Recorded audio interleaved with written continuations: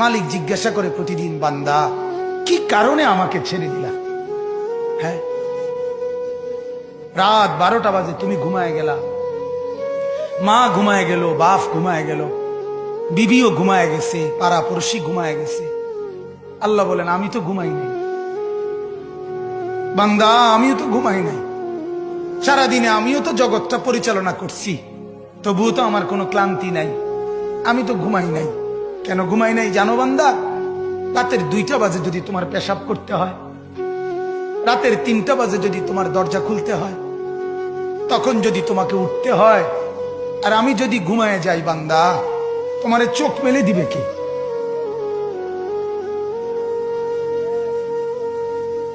এই বাপ, চোখ মেলে দিবে কে?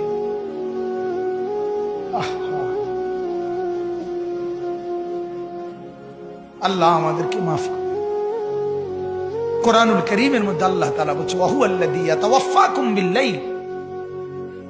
কোরআনে আল্লাহ বলে, বান্দা শোনো, প্রত্যেকটা মানুষকে রাত গভীরে যে ঘুম আমি দেই, সেটা ঘুম না, আমি ওয়াফাত দেই, আমি মূলত মৃত্যু দিয়ে দেই। আবার আমি দয়া করে একটা নির্দিষ্ট সময় পরে চূড়ান্ত মৃত্যু দেব বলে আমি আবার সেই হায়াত সকালবেলা যখন জাগতে শুরু হয় তখন আমি ফিরে দেয় আল্লাহ। এমনও মানুষ আছে পৃথিবীতে, রাত্রিবেলা ঘুমাইছিল ভালো মানুষ, সকালবেলা আর জাগে নাই। আমার একজন দূরসম্পর্কীয় চাচা আছে, প্রফেসর ছিলেন, ভালো মানুষ ছিলেন, রাত্রিবেলা জলজ্জান্ত মানুষ ঘুমাইছে, সকালবেলা আর দরজা খুলে দেখছে ওই মানুষটা জীবিত ছিল না, মারা গেছে। হতে পারে না? হতে পারে কিনা বলেন না? তাইলে বছরের পর বছর, মাসের পর মাস, এই বাপ, বাহিরের কারো চিন্তা করে বাদ দেন। আপনারা যারা বসছেন, আপনাকে বলছি, আপনি কষ্ট করে বসছেন, রাতের 12টা বাজে, রাতের 12টা বাজে, এত কষ্ট করে বসছেন, বিনিময়ে একটু ভাবেন, একটু ভাবেন, অনুরোধ আমার, একটু ভাবেন।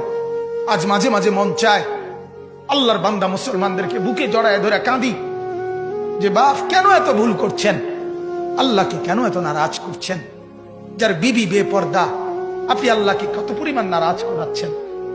যার স্ত্রী, যার মেয়ে বেপর্দা, আপনি আল্লাহকে কি পরিমাণ নারাজ করছেন বলেন?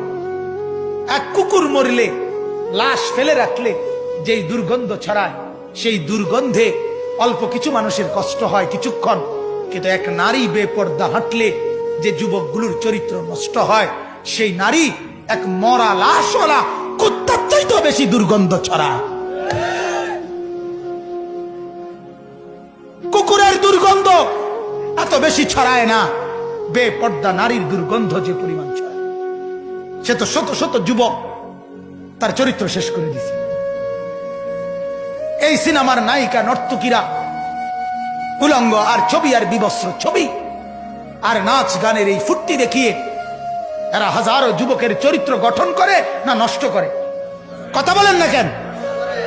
এজন্য আমার শায়েখ আল্লামা মুফতি মুশতাকুন নবী সাহেব বলে, হাজারো মানুষের জীবন নষ্ট করে যে, এজন্য তার জীবনে কখনো সুখ ধরা দেয় না। এজন্য এই পৃথিবীর জরিপ এটা, আপনি জরিপ চালায়া দেখেন, যত সিনেমার নায়ক নায়িকা, এদের জীবনের মতো দুঃখী জীবন, ব্যক্তি জীবনের মতো কষ্টের জীবন আর কারো নাই। আপনি খবর লাগান, আপনি খবর লাগান, এদের মতো লাঞ্ছনা। কারণ হাজারো যুবককে নষ্ট করছে এই হাসি দিয়া, অথচ এই হাসি তার মূলত আসল হাসি না। এই হাসি যদি ল্যাবে অথবা ডায়াগনস্টিক সেন্টারে পরীক্ষা করায়, প্রত্যেকটা হাসির মধ্যে ফরমালিন পাওয়া যাবে।